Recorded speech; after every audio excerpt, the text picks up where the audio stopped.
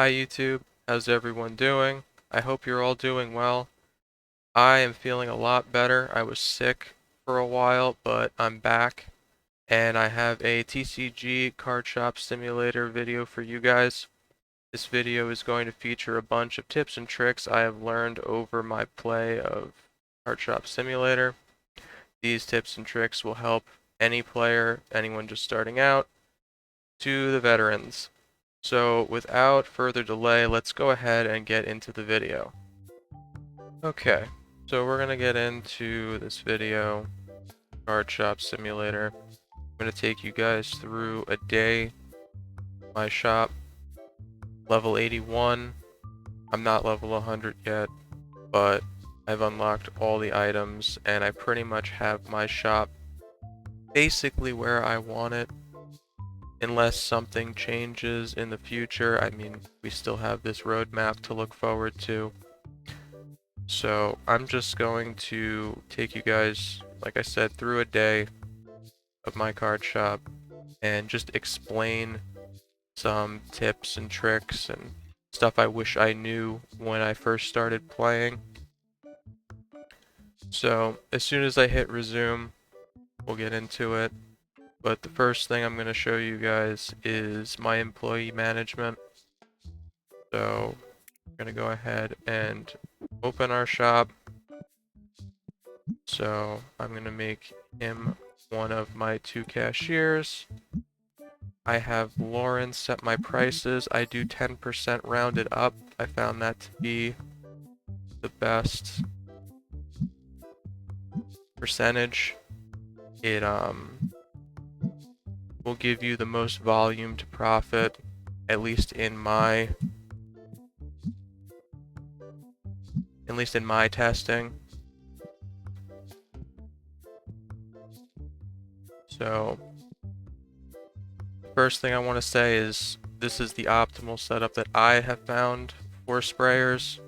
If this one doesn't get it, this one will. I guess we could start talking about singles. So the reason why I have Lauren set prices every day is because we do have the market changing every day. So a card might be worth more or less depending. An item might be worth more or less depending. The reason why I chose Lauren to set prices is that she normally gets it done by 3 or 4 p.m. and then I can set her to stock. But as you can see, I have 2 very fast cashiers handling the majority of the business here. And I found this to be the best. And so I wanted to talk about single shelves. So with singles, I found that 20% rounded up is pretty good. You normally will get all your cards sold by the end of the day. The biggest mistake with single shelves is that if you do not have any cards on them, you should take them, pick them up, box them up, and throw them in the back because I'm getting distracted. Okay.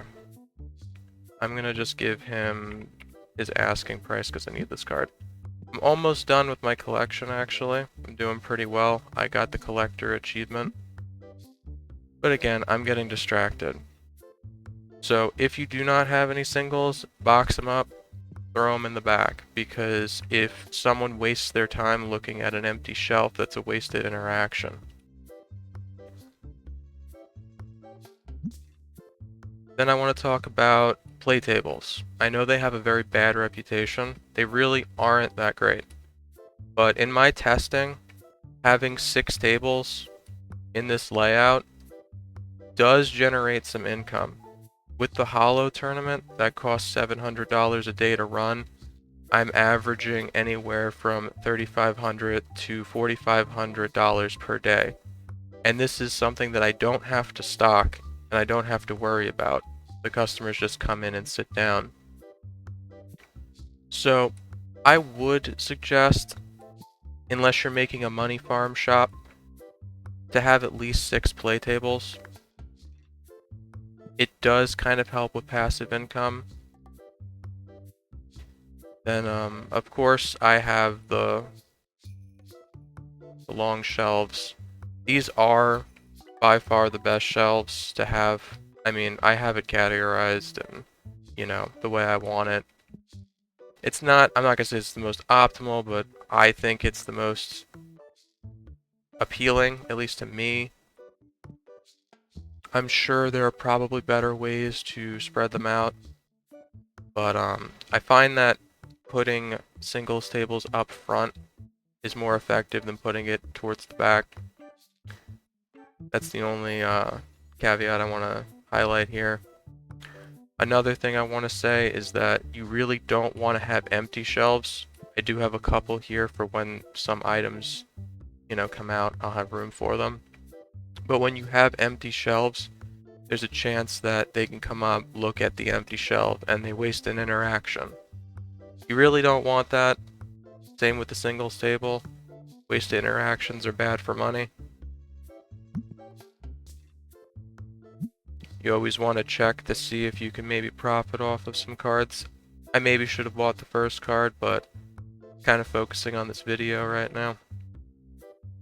But other than that, always make sure you keep your shelves stocked. Some money farm videos will tell you, you know, just have the best items, the most expensive items. You can do that because ratings currently don't affect your shop's performance. But when a customer comes in, you know, and they're looking for a certain item and they waste their time, you know, going to each shelf saying, why is this item not here? You know, you do make a decent amount of profit by stocking everything. But as I said, like with this table right here, it's empty. So what I would do is pick it up, go ahead and box it, and then chuck it in the back over here. So now everyone's forced to go to the other tables so they don't waste their time in looking at a blank card holder. The other thing I would like to point out is when you're selling duplicate cards, because you know you don't want to, you want to go for your collection, unless you don't. I mean, you could sell whatever you want, but when selling duplicate cards, you don't really want to sell cards that are less than $5 because it's better. Like this card, for example, I wouldn't waste my time selling this. I would rather take it and go ahead and put it in a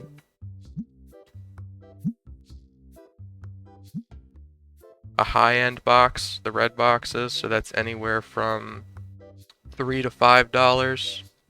Yellows are from 2 to 3, and then whites are from 0 to $1. It's always good to sell bulk boxes. It's a waste of time to really sell inexpensive cards. If you really want your customers to interact with more expensive items, but just make sure that every day you're changing your singles prices, because you see Lauren's done, she's coming up to my cards, so I'm gonna set her to restock. So yeah, she'll finish by 3:30, and you could just set her to restock. So she handled all the price setting for the day, so I don't have to worry about that. But you normally want to take care of your cards, so you can set them to 20%. So other than that, you know, set up your back room to have some extra stock, and yeah, always check your traders. You can also make them stay indefinitely if you really want a card by just coming back every once in a while and saying, let me think. You don't have to stay on top of them all day. You can, you know, just hold them hostage until you have enough, or until you decide what you want to do with the card that they have. Traders are also linked to your cash registers. So if you want more trades, you have to have more cash registers. So the main tip that I want to give in this video is that this is something I learned recently, and it's a game changer. I wish I would have known this earlier. You see how it's getting dark? You might be tempted to go turn the lights on. The lights do not affect the shop at all. It is literally just a drain on your bills. So if you're just starting out, you can save money by not turning the lights on, and it doesn't affect anything. When I learned that, it was like, I really didn't expect that. So the only real thing that you need to worry about is people who come in smelly. If you see someone running around the shop and they got past your defenses, hunt them down, because they will make people leave. But everything else really doesn't matter. Just keep everything stocked and keep the smelly people clean.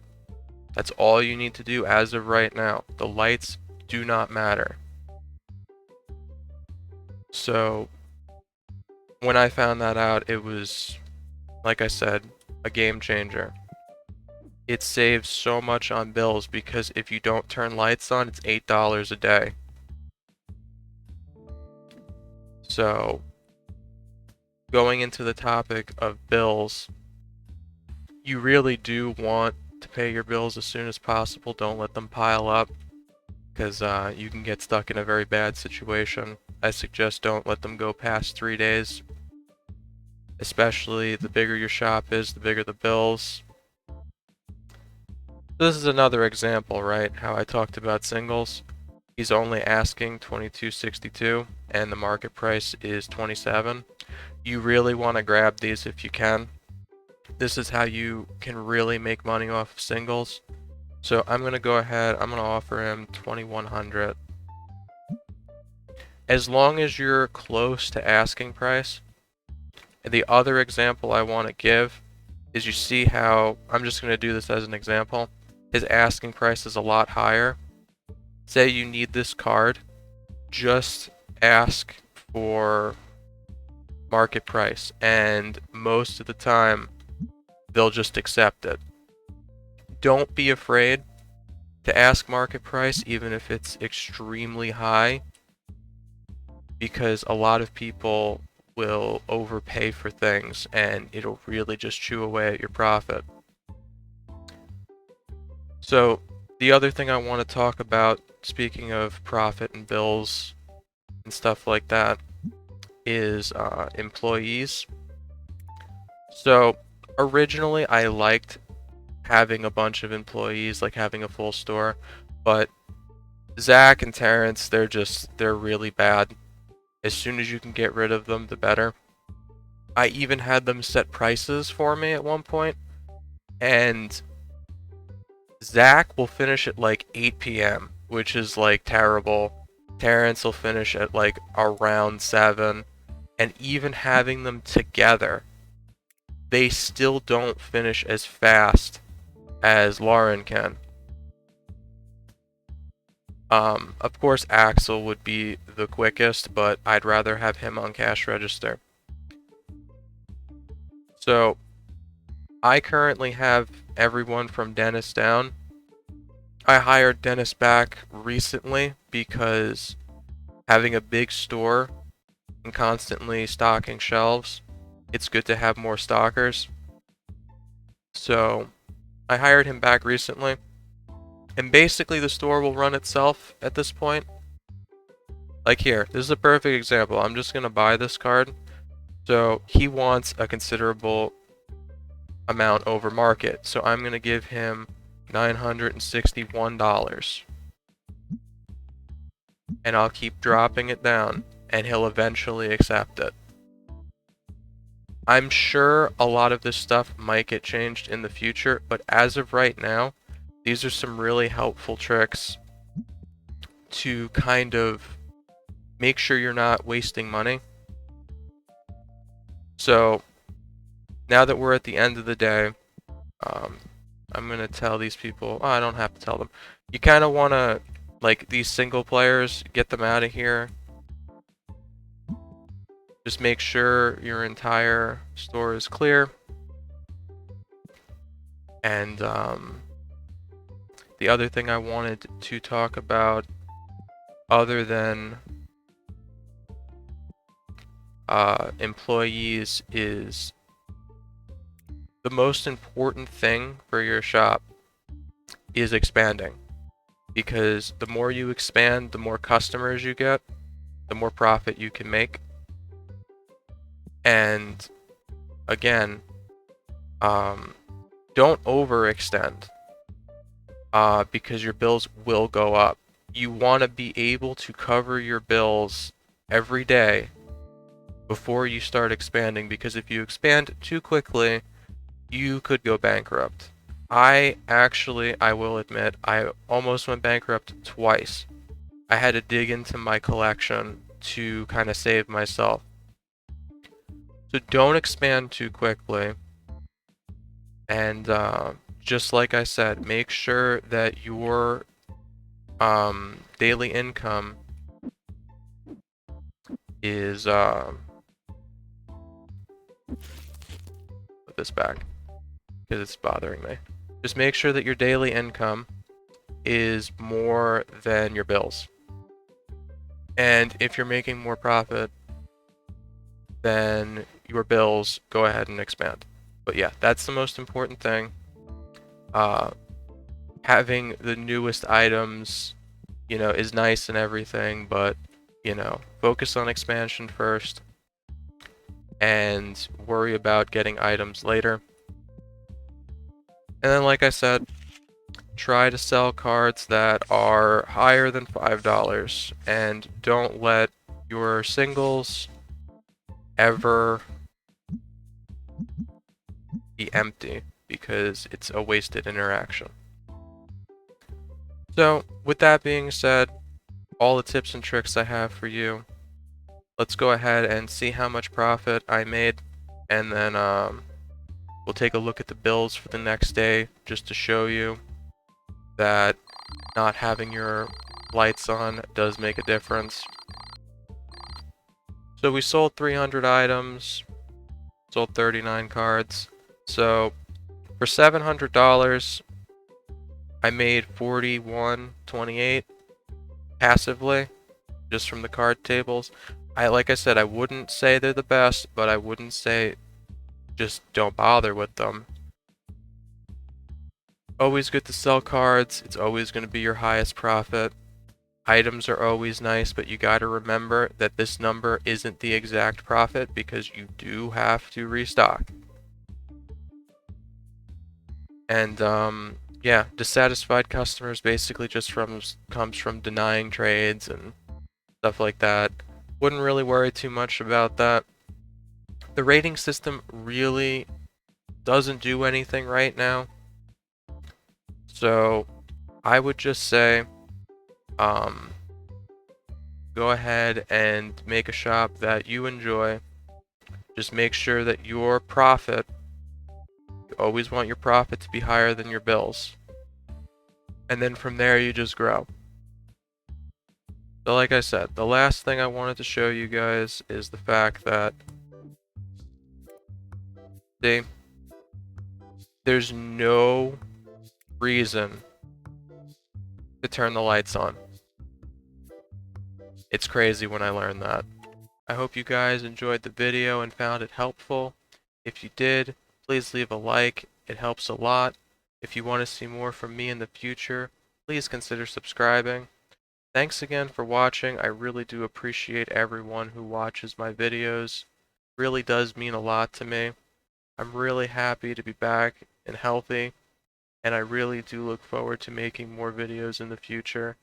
So, until the next video, see you guys later.